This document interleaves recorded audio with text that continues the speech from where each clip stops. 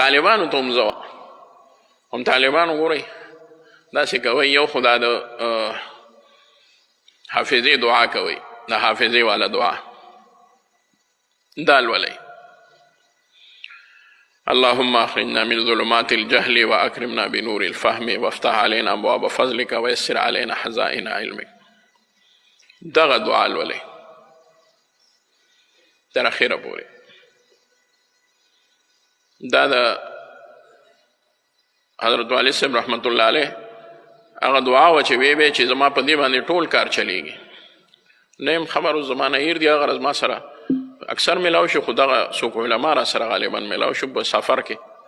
هنومان یې تپوس وکړه وی چې یو دعا ته ویلې وه ما ورته وی زما خو یاد هم نه ګورې دا ما دا موبایل باندې چې تاسو ما وینئ راوینئ نو دا مو وایي چې ګینې ته به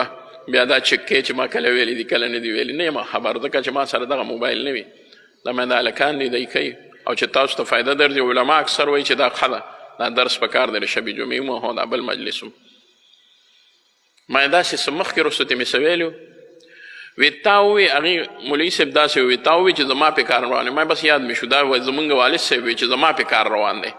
ما زمونږ خو پې خود کار روان دی چې هغوی به وي چې زما په دې ډېر لوی کار روان دی زه چې درس ته کښېنم وي او دا مې ویلي